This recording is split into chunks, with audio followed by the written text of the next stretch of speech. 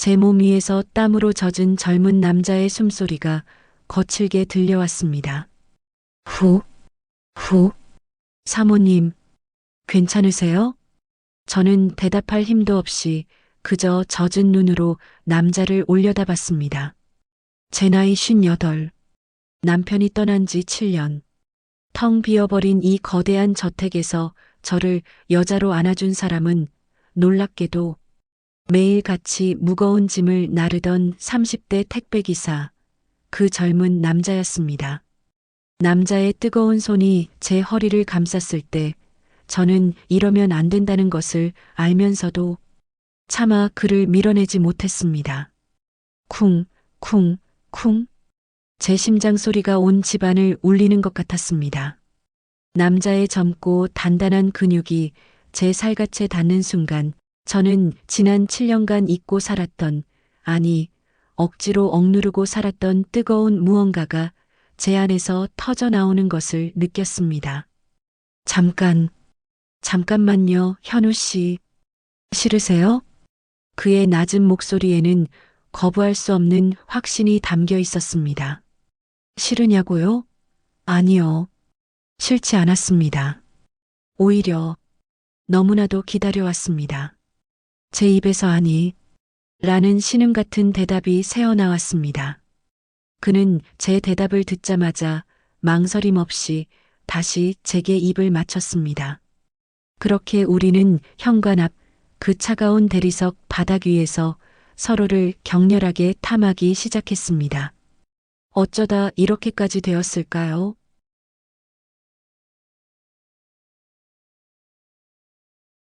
제 이름은 박서진, 나이 58세. 사람들은 저를 성공한 사업가의 사모님이라고 부릅니다. 남편이 남기고 간 이 거대한 저택과 막대한 유산 덕분에 저는 남은 평생 돈 걱정 없이 살 수 있었습니다. 하지만 돈이 채워주지 못하는 것이 있었습니다. 바로 지독한 외로움과 공허함이었죠. 남편은 유능했지만 다정하지 못한 사람이었습니다. 늘 바빴고 제게 무관심했습니다. 우리는 아이도 갖지 못했죠.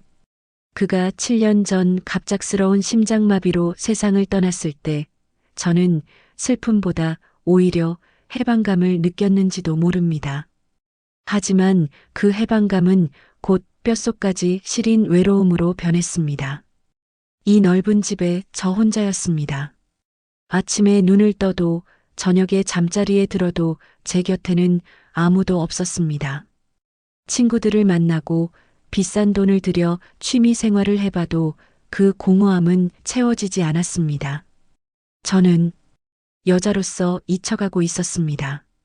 거울 속에 비친 제 모습은 푸석하고 생기라고는 찾아볼 수 없는 그저 돈 많은 늙은 미망인일 뿐이었죠. 그 남자 김현우 씨를 처음 만난 건 석 달 전 유난히 비가 쏟아지던 여름밤이었습니다. 저는 평소처럼 인터넷으로 생필품과 와인을 주문했습니다. 밤 9시가 다 된 시간 초인종이 울렸습니다. 누구세요? KJB 택배입니다. 사모님, 박서진님 맞으시죠? 문을 열자 비에 흠뻑 젖은 젊은 남자가 서 있었습니다. 아이고, 이 밤에 고생이 많으시네요. 비를 다 맞으셨네. 괜찮습니다. 물건이 좀 무거워서요. 안쪽으로 넣어드릴까요? 남자는 커다란 생수 묶음과 와인 박스를 번쩍 들어 현관 안으로 옮겼습니다. 그때였습니다. 흠뻑 젖은 남자의 검은색 유니폼이 그의 몸에 밀착되어 있었습니다. 어두운 현관 조명 아래 저는 봐서는 안 될 것을 보고야 말았습니다. 그의 어깨는 떡 벌어져 있었고 젖은 셔츠 너머로 단단한 가슴 근육과 복근의 윤곽이 선명하게 드러났습니다. 물방울이 그의 젖은 머리카락을 타고 흘러내려 굵은 목선을 지나 쇄골로 떨어졌습니다. 그는 숨이 찼는지 후 하고 짧은 숨을 내쉬었는데 그때마다 그의 가슴팍이 크게 부풀어 올랐다 가라앉았습니다. 사모님? 제가 넋을 잃고 쳐다보고 있었다는 것을 깨달은 건 그가 저를 불렀을 때였습니다. 아, 네. 미안해요. 너무 고생하셔서 이거라도 드세요. 저는 황급히 냉장고에서 시원한 주스를 꺼내 건넸습니다. 그는 주스를 단숨에 들이켰습니다. 그의 목을대가 크게 꿀꺽이며 움직이는 모습이 왜 그렇게 야릇하게 보였는지 모릅니다. 감사합니다. 맛있네요. 그는 빈 병을 쥐고 싱긋 웃었습니다. 30 초반쯤 되었을까요? 땀과 비에 젖은 얼굴이었지만 선한 눈매와 시원한 인매가 퍽 매력적이었습니다. 그런데 사모님, 그가 제게서 시선을 떼지 않고 말했습니다. 현관문 센서 등이 나갔나 봐요. 너무 어두워서. 아, 그런가요? 제가 이런 건 잘 몰라서 제가 잠깐 봐드려도 될까요? 간단한 거면 금방 고칠 수 있는데. 그는 공구함 같은 것을 가지고 있지도 않았는데 현관 천장에 달린 센서 등을 이리저리 만지기 시작했습니다. 그가 팔을 들어 올릴 때마다 젖은 유니폼이 팽팽하게 당겨지며 그의 탄탄한 몸매가 더욱 노골적으로 드러났습니다. 저는 제 심장이 멋대로 뛰는 것을 느꼈습니다. 됐네요. 램프가 살짝 빠져 있었어요.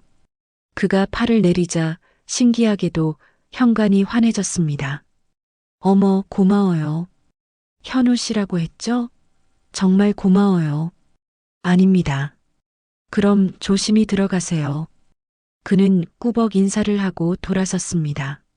저는 닫히는 엘리베이터 문 사이로 보이는 그의 다부진 뒷모습을 한참이나 바라보았습니다. 그날 밤 저는 이상한 꿈을 꾸었습니다.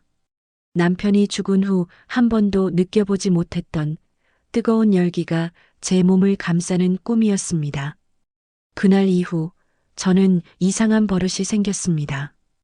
밤 9시만 되면 현관 센서 등을 핑계로 그를 기다리게 된 것입니다. 일부러 무거운 생수나 쌀을 주문했습니다. 그는 언제나처럼 땀에 젖어 혹은 비에 젖어 제 앞에 나타났습니다. 사모님, 또 등 나가셨어요? 그는 이제 익숙하다는 듯 웃으며 현관으로 들어섰습니다.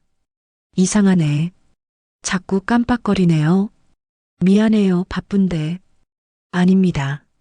이게 제 일인데요, 뭐. 그는 의자를 밟고 올라가 센서 등을 만졌습니다. 저는 그 아래 서서 그를 올려다봤습니다. 그의 단단한 허벅지와 엉덩이가 제 눈높이에 있었습니다. 땀 냄새와 남자 특유의 채취가 훅 끼쳐왔습니다. 저는 저도 모르게 마른 침을 삼켰습니다. 박서진, 미쳤어. 저 사람은 아들뻘이야. 정신 차려. 하지만 제 이성과는 달리 제 몸은 솔직하게 반응했습니다. 아랫배가 뜨거워지고 숨이 가빠졌습니다. 사모님, 그가 의자에서 내려오며 제게 말했습니다. 등이 문제가 아닌 것 같은데요. 배선 자체를 좀 봐야 할 것 같아요. 아, 그래요? 그럼 사람을 불러야겠네요. 제가 내일 일찍 마치는 날인데 와서 봐드려도 될까요? 공구만 있으면 금방 해요. 사람 부르면 돈 아깝잖아요. 그의 친절이 고마웠지만 한편으로는 두려웠습니다. 이 젊은 남자를 이 텅 빈 집에 대낮에 단둘이 들인다는 것이 망설여졌습니다. 아니에요.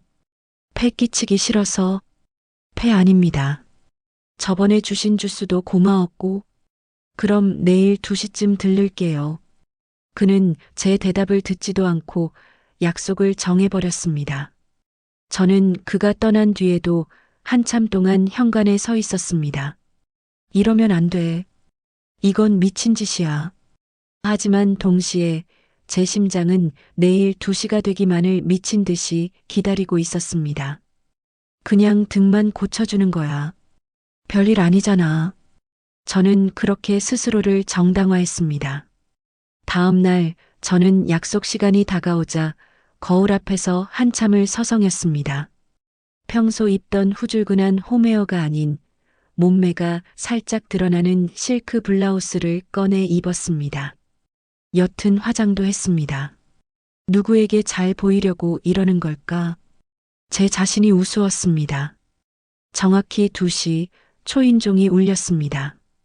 현우 씨, 어서 와요. 밖은 덥죠? 네, 사모님. 땀이 다 나네요.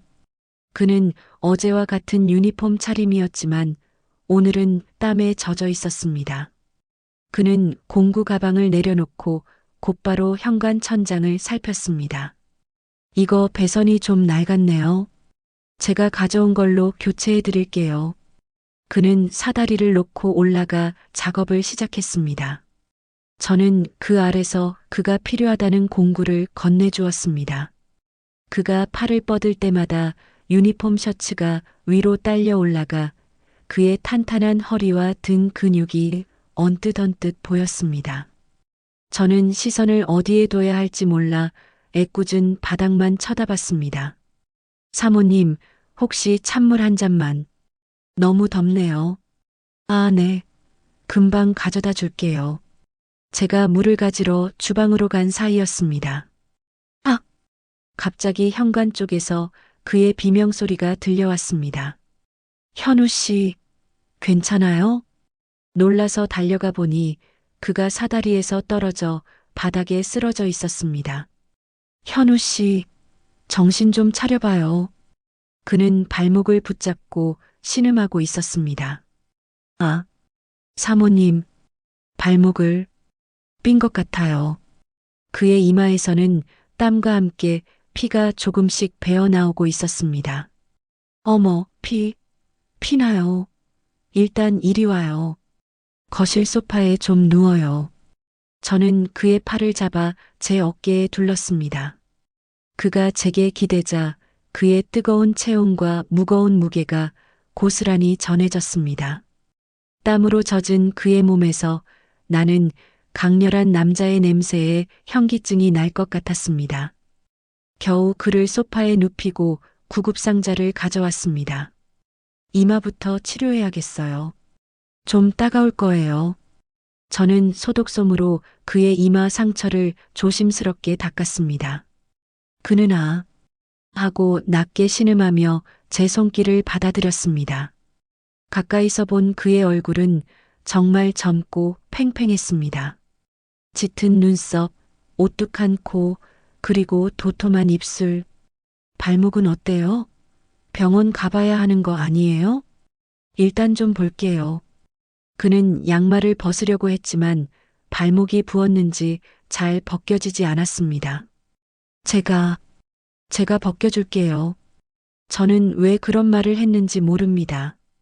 홀린 듯이 그의 발목에 손을 댔습니다. 그의 다리는 단단한 근육으로 덮여 있었고 뜨거운 열기가 제 손바닥을 통해 전해졌습니다. 조심스럽게 양말을 벗겨내자 그의 발목이 붉게 부어오른 것이 보였습니다. 많이 부었네요. 얼음찜질부터 해야겠어요. 제가 일어서려는데 그가 갑자기 제 손목을 낚아챘습니다. 사모님, 그의 눈빛이 아까와는 달랐습니다. 땀으로 젖은 어딘가 욕망에 찬 눈빛이었습니다. 현우 씨, 왜 이래요? 사모님, 혹시 외로우세요? 전곡을 찔렸습니다. 저는 아무 말도 할 수 없었습니다. 저는 다 알아요. 매일 밤 일부러 물건 시키시는 거. 저 기다리셨잖아요. 그는 제 손목을 잡은 손에 힘을 주며 저를 자기 쪽으로 끌어당겼습니다. 저는 속수무책으로 그의 몸 위로 쓰러지듯 안겼습니다. 이러지 마요. 현우 씨, 나는 현우 씨 어머니 뻘이에요. 나이는 상관없어요. 그가 거친 숨을 내쉬며 말했습니다. 사모님이야말로 저 원했잖아요. 그는 제 블라우스 위로 제 가슴을 거칠게 움켜쥐었습니다. 저는 저도 모르게 신음을 내뱉었습니다. 지난 7년간, 아니, 남편이 살아있을 때도 느껴보지 못했던 강렬한 자극이었습니다. 현우 씨, 안 돼요. 제 목소리는 애원에 가까웠지만 그를 밀어내지는 않았습니다. 그는 제 귓가에 속삭였습니다. 사모님, 너무 아름다우세요. 처음 본 날부터 계속 생각났어요. 그는 제 입술을 거칠게 탐했습니다. 저는 저항을 포기했습니다. 아니, 저항하고 싶지 않았습니다. 너무 오랫동안 억눌러왔던 무언가가, 너무 오랫동안 비어있던 제 안의 공허함이 이 젊은 남자로 인해 채워지는 기분이었습니다. 우리는 소파에서, 거실 바닥에서, 그리고 제가 7년 동안 혼자 잠들었던 그 침실에서까지 서로를 탐했습니다. 그의 젊음과 힘은 저를 완전히 무너뜨렸습니다. 그는 지칠 줄 몰랐고 저는 그런 그에게 모든 것을 내던졌습니다. 그 일이 있고 난 뒤 현우 씨는 매일 밤 9시 택배 유니폼이 아닌 평상복 차림으로 저를 찾아왔습니다. 우리는 마치 오래된 연인처럼 와인을 마시고 음악을 듣고 사랑을 나누었습니다. 저는 더 이상 외롭지 않았습니다. 제 얼굴에는 생기가 돌았고 거울 속의 제 모습은 몇 년은 젊어진 것 같았습니다. 사람들은 제가 좋은 화장품이라도 쓰냐고 물었지만 저는 그저 웃을 뿐이었습니다. 사모님, 행복하세요? 어느 날 밤 현우 씨가 제 머리카락을 쓰다듬으며 물었습니다. 응, 현우 씨는? 저도요. 하지만 우리가 언제까지 이렇게 지낼 수 있을까요? 그의 말에 가슴이 철렁 내려앉았습니다. 맞습니다. 우리는 이룰 수 없는 사이였습니다. 그는 젊고 앞날이 창창한 남자였고 저는 늙어가는 미망인이었으니까요. 현우 씨, 나 때문에 앞길 막히면 안 되잖아. 그런 말 마세요. 저는 그냥 지금이 좋아요. 하지만 저는 알았습니다. 이 관계가 영원할 수 없다는 것을. 며칠 뒤 저는 현우 씨에게 작은 가게를 하나 차릴 수 있는 목돈을 건넸습니다. 이게 뭐예요, 사모님? 현우 씨 꿈이 자기 가게 갖는 거라고 했잖아요. 이거 내가 주는 선물이에요. 저 사모님 돈 보고 접근한 거 아니에요. 그가 화를 냈습니다. 알아요. 다 알아요. 하지만 이건 내가 현우 씨한테 고마워서 주는 거예요. 나를 다시 여자로 살게 해줘서. 저는 그의 손에 돈 봉투를 꼭 쥐어주었습니다. 이거 받고 이제 나 같은 늙은이 말고 젊고 예쁜 여자 만나요. 그는 한참 동안 말이 없었습니다. 그리고는 저를 와락 끌어안았습니다. 정말, 정말 이러실 거예요? 응. 현우 씨 행복해야지. 그날 밤 우리는 마지막으로 뜨거운 사랑을 나누었습니다. 그 어느 때보다 격렬하고 또 슬펐습니다. 다음 날 현우 씨는 떠났습니다. 그가 일하던 택배 회사에 물어보니 그가 그만두고 고향으로 내려갔다고 했습니다. 저는 다시 혼자가 되었습니다. 하지만 이상하게도 예전처럼 외롭거나 공허하지 않았습니다. 현관 센서 등은 이제 환하게 잘 들어왔습니다. 그가 마지막으로 완벽하게 고쳐놓고 갔거든요. 사람들은 저를 보고 남편 잡아먹고 호의호식하는 팔자 좋은 미망인이라고 수군댈지도 모릅니다. 혹은 젊은 남자와 노란한 주책바가지 늙은이라고 욕할지도 모르죠. 하지만 상관없습니다. 저는 그저 너무나도 외로웠던 한 여자였을 뿐입니다. 그 짧았던 몇 달간의 불꽃 같은 사랑이 제 남은 인생을 버티게 해줄 힘이 될 테니까요. 사랑이 죄는 아니잖아요. 저는 그저 제게 찾아온 마지막 사랑을 온몸으로 받아들였을 뿐입니다.